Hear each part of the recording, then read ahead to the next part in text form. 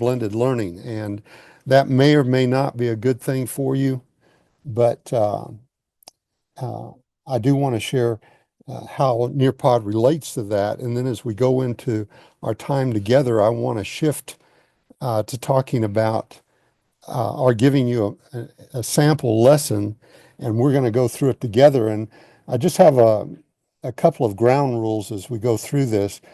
First of all, if you have questions as we're going through this, uh, don't hesitate. You might enter it first in the chat, and I think Sharita might be willing to answer some of those questions. But also, I don't want you to feel that you can't use your microphone. Unmute it and just ask the question, because if you have a question, there's a chance that others in the group might as well.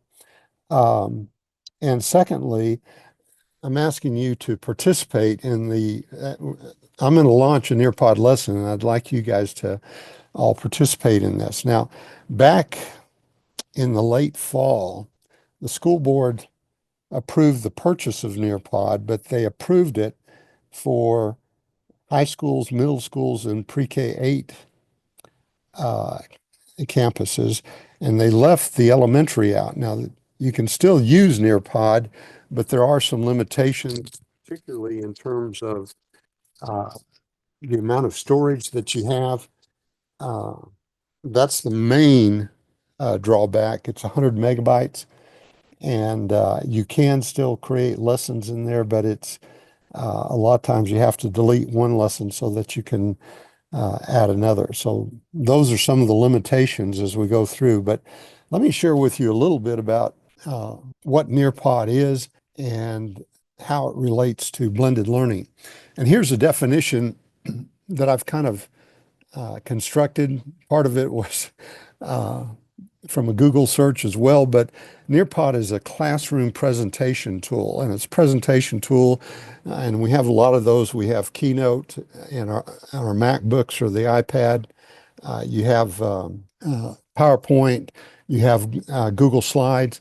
All those are presentation tools, but what makes Nearpod different is that you can use Nearpod to create interactive lessons that actively engage students with activities that check for student understanding. And in addition to that, you have a lot of interactivities such as drag and drop, fill in the blank, matching pairs, a memory test that's similar to a concentration game. You have interactive videos that are similar to Edpuzzle, a collaborate board that's similar to Padlet, and a quiz game called Time to Climb, which is similar to Kahoot. And basically what Nearpod does, it makes learning fun and engaging. And that's one of the reasons that I like it. In fact, we had Nearpod in the district several years ago, and we had one of our instructional technology specialists by the name of Clay White. He would have competitions for teachers, and he really pushed it hard during that time.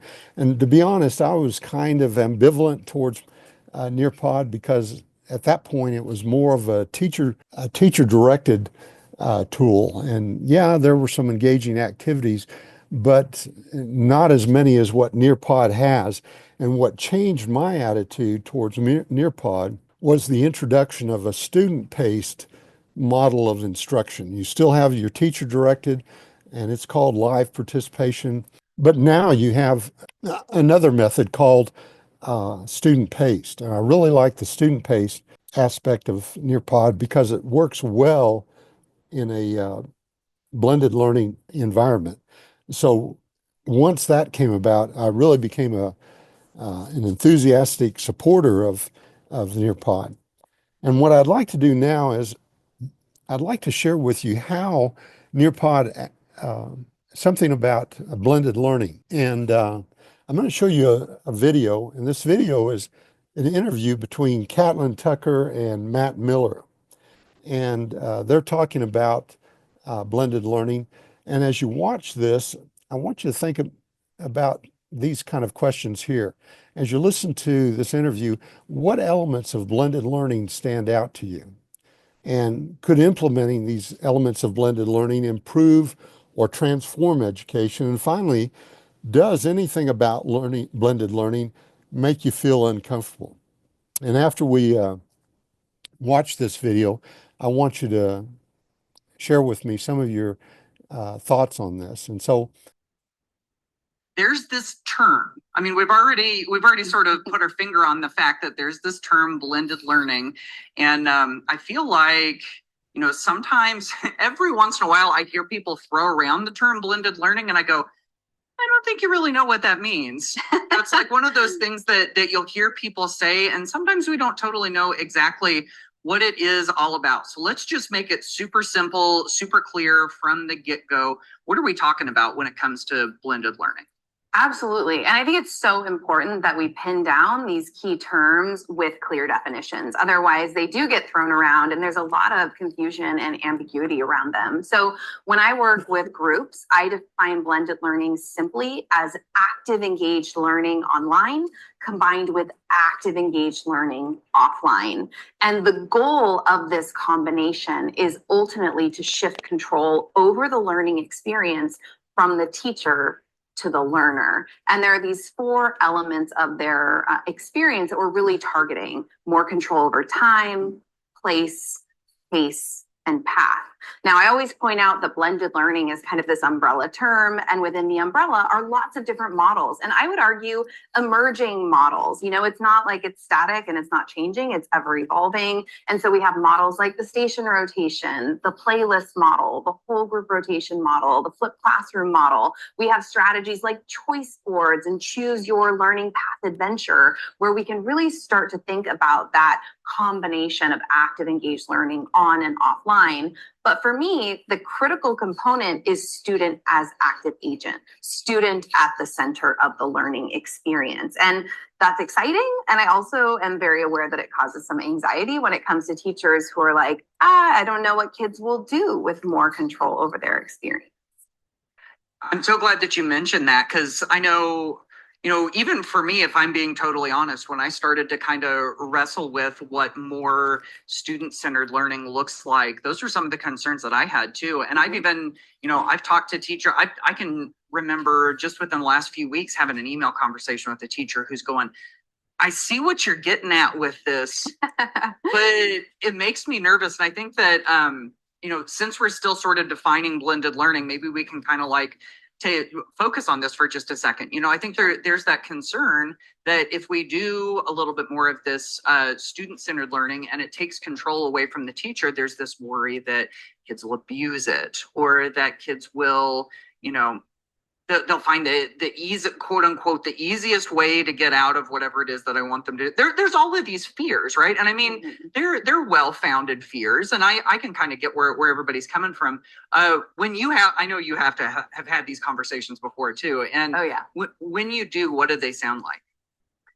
So one of the undercurrents of my work, which I'm sure we'll talk about, is the just extreme imbalances in education. And part of what I emphasize is the reason there's so much imbalance is because teachers are doing the lion's share of the work in the classroom. And so one of the things that I emphasize is that teaching and learning, it's really a partnership. And if it's not a partnership, that's problematic, because that is going to feed all of these imbalances, because teachers are doing all of the work. And so if we are truly going to partner with learners in a blended learning environment, then the question we have to ask ourselves is, do we believe students have the skills and ability to share the learning with us? And I think a lot of the fears that you're highlighting, that I hear about, are fears about, no, I actually don't think students can share the responsibility of learning, or no, I don't think students have those skills. And if that's the honest answer, if that's what our gut's telling us, then it's not, okay, I'm not sharing the responsibility of learning because I don't think they can handle it. It's, okay, I need to take a step back and figure out what kind of skill building needs to happen so that these students are capable of sharing the responsibility of learning. And that means we have to dig into things like metacognitive skill building. Does it show up in our standards? No. Is it super important to success in life and in a classroom? Yes. And so for me, it's not, the fears are there. Let's just be honest about the fears and the challenges. And then let's be proactive about figuring out, what do these kids need to develop the skills to be our true partners? Because ultimately, we're trying to cultivate expert learners, but kids who go all day in school without getting to make a decision about what they learn, how they go about completing tasks, what they create to demonstrate their learning, they aren't comfortable making decisions because they haven't been given the opportunity to make decisions and to feel that kind of success when things go well and to figure out how to troubleshoot when things don't go well. And so I know the fear is there, but I think that means we just have to be much more proactive teaching skills students need. Yes. Yeah. Yeah, absolutely. So as we Okay, let me ask you this. As you were watching this and listening to this conversation between Catlin Tucker and Matt Miller, um, what elements of blended learning stood out to you? Anything that struck you as you were listening to this? It's student-centered, It's students very much and the students should be actively engaged. exactly, yes. Alicia, It's yeah, it's a combination of, for me, it's the online and offline, and I think it's when you the colleagues say it's student-centered. We so much as teachers used to being in control of the learning process that said in on and during the the video that we don't let go. And I'll be the first one to say that being a seasoned teacher, sometimes I don't let go. I mean, why is it that I doubt that my students can learn on their own? And that's hard to let go it is. because we are so used to it and programmed that we have to be in control. And we don't have to be in control anymore. We got to let it go. Yeah. Now let me, at the very beginning of this, Catlin Tucker gave a definition. She talked about active engaged learning offline and online. And then she said something to this effect. She said that you have student-paced lessons that allow students to work at their own pace, anytime and any place. And what is so critical about that particular part of it is if you're putting content online in an environment such as Schoology, and we're not going to be able to get into that today, but you can embed Nearpod lessons inside of Schoology. And when you do this, it begins to free you up. It gives you the time and the space to begin to work with small groups and individuals who need your support. And those who don't need your support, they can continue to go on and are not being held back uh, while you support these other students who need uh, your help. So I think this is extremely important. And oh wait, you got another person wanting to. Oh, thank you, Sharita. I appreciate it. Welcome, Vianney. But at any rate, what we're going to do now is I'm going to give you an example of what it looks like when you are using a Nearpod lesson in your classroom. You're going to be able to see the student view, and you'll be able to see the teacher view on the screen here. So what I'm going to do now is I'm going to switch over to Nearpod. Okay, we're going to go to Nearpod now. And what I'm going to do is I'm going to start a lesson. And that lesson is called Explaining Metaphors. It's actually a lesson that's for secondary students. But I want you to see how you can use Nearpod to get immediate feedback from your students. So I'm going to go ahead and click on this. And as I scroll over, I'm going to click on Teach. And then I have two options, either live participation or student paced. If it's student paced, the students are totally in control of that. If I do live participation, which I'm going to do, I'm totally in control of that. Now, halfway through this, I'm going to turn control over to you so that you can work through some of this, but we're going to start out with the live participation model. And with live participation, what I want you to do is I want you to go ahead and You might have to split your screen at this point, but I want you to go to nearpod.com. And when you do, I want you to put this course code in there, and you'll see there's a place that you can do it. You can actually, well, let's just do it this way for right now. You can actually put that code in without uh, going into Nearpod itself. There'll be a text box that says course code. And this is the code that I want you to enter. Now I'm going to go ahead and close out this window, even if you don't have it down. What I want you to notice is that even though I've closed that window down, the code is still up here at the top. So if you have a student that comes in late to your class, uh, uh, they can still quickly join uh, your course by putting in that course code. Have you had a chance to do that? Sharita, if you can give me some feedback. If you can, just put a either a thumbs up or enter something into the chat area, letting us know that you're there. Okay, so we're going to be talking about metaphors today. And the essential question that we're going to be addressing is, what are metaphors and what do they mean? And you're going to actually have the chance to create some metaphors. And we have another person entering our room right now. But you're going to have a chance to uh, actually create your own metaphors as we go through this lesson here. But Sharita, if you could kind of help the person who just entered join this course, I'd appreciate it. So with that in mind, we're going to start out with a prior knowledge question. How much do you already know about metaphors? And if you could just choose either A, B, or C, I know a lot, B, I know a little, or C, I don't know anything about metaphors. Melissa, I see you've answered that. I'm still trying to get in. It's not working on this computer, so I'm going to join in the other computer. Just go to nearpod.com and that'll allow you to get in. I'm entering the join code for this lesson in the chat if you didn't get it, or if the person who just joined, I'm going to put that code in there for you. And again, that code is right here up at the top. But what you can see is this is the teacher view right here. And what you'll notice is that I can switch between student view and teacher view.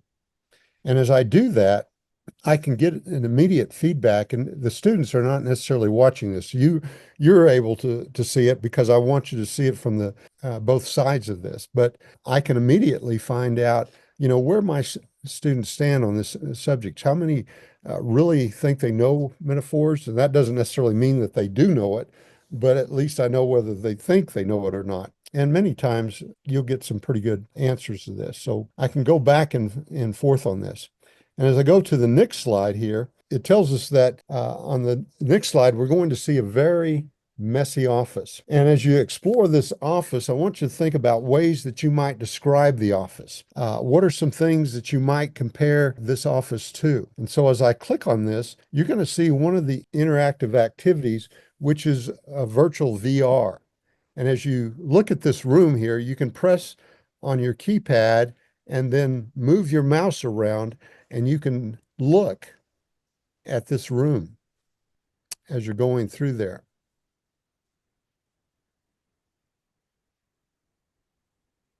As you watch this room, ask yourself the question, what might I compare this room to? By the way, Nearpod has thousands of these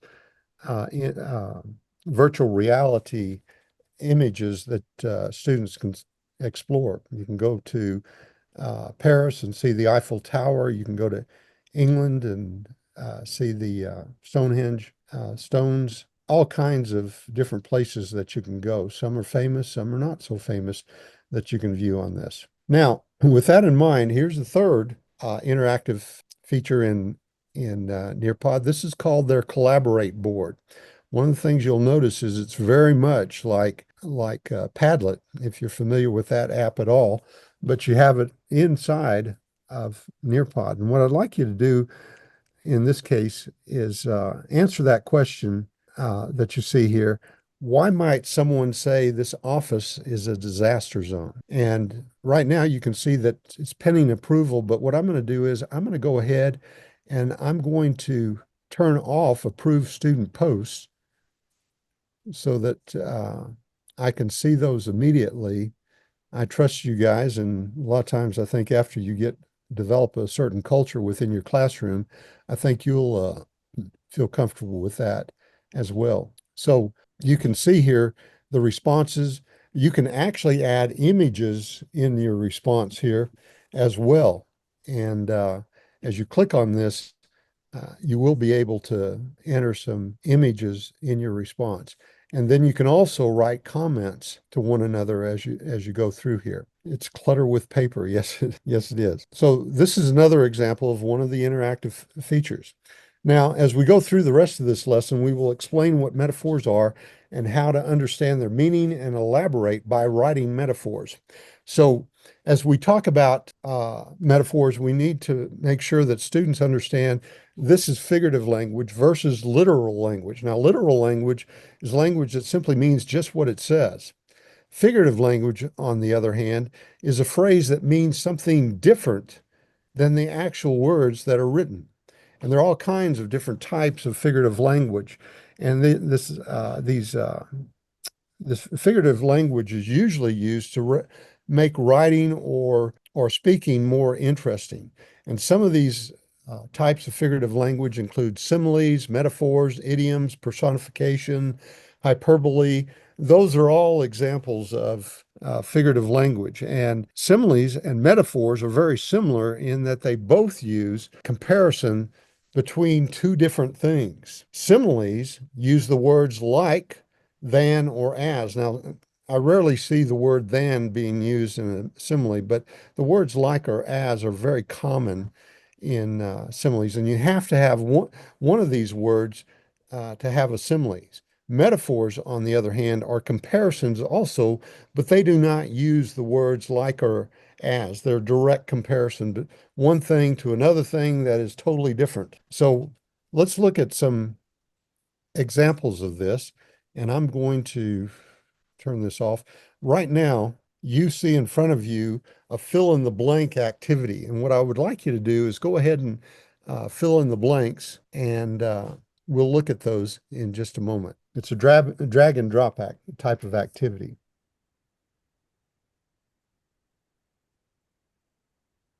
As you're going through this, these are some of these are actually the answers to the activity itself. When writing, authors use figurative language to make their work more interesting to the reader. This is different than literal language, which means exactly what it says. Similes and metaphors are used to compare things that are different. Similes use the words like, than, or as to make the comparison. Metaphors make comparisons without using those words. Now, what's important for you at this point is that you can see how the students are doing.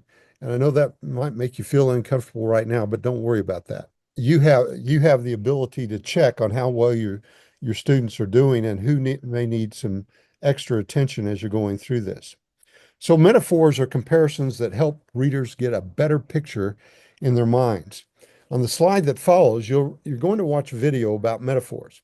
And as you watch, think about how two things that are not alike are compared using a single trait. And so it's going to talk about metaphors, but what I particularly want to emphasize here about this video, I'm going to select teacher plays. And I'm going to start the video, but what's important for me at this point is that this is an interactive video, much like Edpuzzle, and you're going to see right in the middle of this, the video is going to pause and ask you a question that you need to respond to. So I'm going to go ahead and click on the play button. Metaphors. Metaphors are a direct comparison between two things. It's like saying one thing is something else. For example, if an author says he has the heart of a lion, that means he's saying that boy or that man is brave. If the writer or author says she has the heart of gold, that means he's saying she's kind. when someone says, "My brother was a real bear this morning." Okay, so you see how it stops at this point, and now you have a text block to enter your response to this. What does a person mean when she says, "My brother was a real bear this morning"? Go ahead and enter a response. Okay, Melissa, it means that her brother was very grumpy. Yes. Now, notice that as a teacher, you can share with the class individual answers. Okay. But again, this here is giving you some examples of what you as a teacher will see as you go through this. All right, let's finish this video. That means he's saying his brother was grumpy. There was a blanket of snow on the street. When you use the word blanket, you mean that it's fully covered. So that means the streets are fully covered with snow. Now let's compare similes and metaphors. Similes use words like or as to compare, while metaphors directly compare both things. Something is something else, as we've seen in the previous examples. Okay, so that's an example of an interactive video inside of Nearpod. All right, this is a time to climb activity, and it's actually a quiz type feature similar to Kahoot. And I need all of you to participate, or this kind of falls through here. But you can choose a theme that you want to use here. We can use a jungle, a sports one, Himalaya, beach, carnival. Let's go ahead and try beach. It's a new interface here, and it might make us feel a little bit warmer this summer. So I'm going to go ahead and select this. I'm going to choose to randomize the answers, and I'm going to go ahead and we'll play the sounds as we go through. So I'm going to click on I'm going to try the beach. I'm going to randomize the answer choices, and I'm going to click on continue. All right, now at this point, the teacher is waiting for students to connect, and you have an opportunity to choose an avatar that you want to use. Asanya, you've got it. You chose a penguin there. Alicia, Victoria. Okay, good job. All right, now we're going to start the game. And the way this game works is you have up to 30 seconds to respond to a question. Now, it's a competition in the sense it's not only who gets the right answer, but who answers the question the quickest.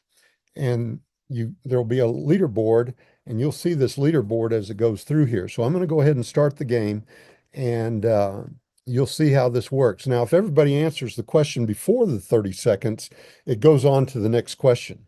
So watch and participate as I start this game. There's a countdown to the first question.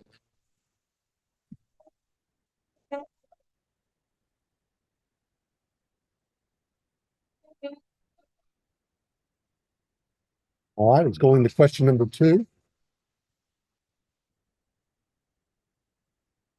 Okay, everybody has responded.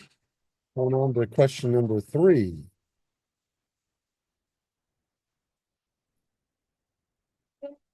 Notice that it gives you the answer at the end of this before it goes to the next slide. And now it's going on to question number 4.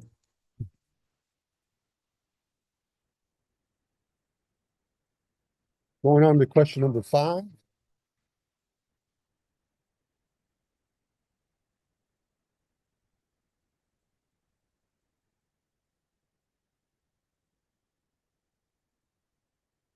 Okay, and that ends the competition. Alicia, you were at the top of the pyramid here with 2,898 points. Melissa, Victoria, Senya. So you can see how this goes. And again, the students don't necessarily see everything here. Well, you know exactly what they see. I would like to go on and let you, I'd like to know, some feedback from you about this time to climb activity. But if I do that, I'm going to be missing something that I really want to change at this point. And that is I want to change from my directing this lesson to making it student paced. And to do that, you'll notice that I have an icon down here, and I have several one. One is, let me get this out of the way, turn on student pace. Another is hide student names and answers. There are other things that I have down here that I can also add, which we don't have time to do, but I'm going to make this student pace for the last 5 minutes that we have here, because I want you to see what that looks like. And I'll be showing you what it looks like from the teacher side as well. So I'm going to go ahead and turn on student paste. And now you are in control of the progress of this lesson. So go ahead and read this and go through the rest of this lesson. I'm going to give you as much time, but I do want to wind up with some comments at the end. Notice on the screen here that I can see how Melissa has answered all these questions and the progress that you're making on this.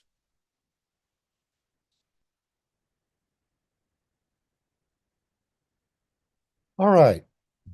I can see that you're progressing through this. Melissa's gotten further than anyone so far. She's almost all the way through the quiz at the end of this. But let me get some feedback from you. I want you to go ahead and pause for just a moment here. And let me ask you this. Are you seeing how this could be used in a classroom with your students, both from a teacher-directed standpoint or from a self-paced standpoint? I'll be the first one to answer. At the beginning, you asked me about how would I integrate it. For me, seeing the magnificent ideas and different tools in one different type of software, it's wonderful because I have different types of learners. Some of them get nervous and some of them need extra time. So that would be the self-paced. Yes. And where some of them want to finish it fast, so that will be for instructional use or to check understanding. So I see the best of both in that sense, Mr. Sherman. Okay. Thank you, Alicia. Anybody else, your thoughts on this? I know we've gone through it hurriedly and but I've used the Nearpod a few times in my classroom since Shrita introduced it to us back in November or December. But I've only used the live presentation, and it was maybe 15 minutes long. But I look forward to trying the student-paced edition. okay. I'm going to share with you how you can learn more about Nearpod. We have a Schoology Nearpod course, and I'm going to show you how to join that course so that you can go much deeper in it. One of the things I'd really like to share with people is how you create the interactive videos. I'd also like to share with you how you can embed these Nearpod lessons inside of Schoology, and this course shows you all those different types of things. And but before I do that, any other last comments from anybody on your experience with this? Okay, let me this is the course itself, but what I'm going to do is I'm going to show you how to get to this our course catalog, and what I'm going to copy this link right here and put it in the chat where you can get to it. Let me go ahead and switch to chat here, and I'm going to paste this in there. And what you do at this point is you're going to click on that link, and when you get to that screen, you're going to click on the Nearpod button, and then there's a register in EPISD University. And you don't have to worry about completing the course, but it's going to give you access to all the different resources that we have in Schoology here, where you can learn at your own pace, anytime, any place, just like blended learning is all about. So this is what the course that it's going to take you to. Once you register for this in EPISD University. And you'll have these different folders, creating lessons in Nearpod. Let me just show you some of this. Exploring the Nearpod library, launching a Nearpod lesson, adding a Nearpod lesson to Schoology, sharing a lesson directly with other teachers, creating a Nearpod lesson from scratch, and adding Nearpod interactive activities into Google Slides. So there are a lot of different things here that you can learn, and even more so, it talks about some of the different interactive activities. I'd encourage you to go through that, this folder right here. And there's a final assignment of creating a lesson in Nearpod and sharing it inside of the course. So that is our session for today. I don't want to go too much longer here because we've already gone past our time. But does anyone have any last minute questions that you have before we end this? I don't have a question, but I just want to say thank you for sharing the Nearpod course. Okay, you're welcome. And I'd also like some of you, particularly at elementary campuses like Duran, to encourage your CTCs and maybe even your principal to promote this with academics so that you can have unlimited access to Nearpod as well. So, any rate, thank you for being here today, and we will close out this session. Thank you Thank so you. much. Thank you. You're welcome.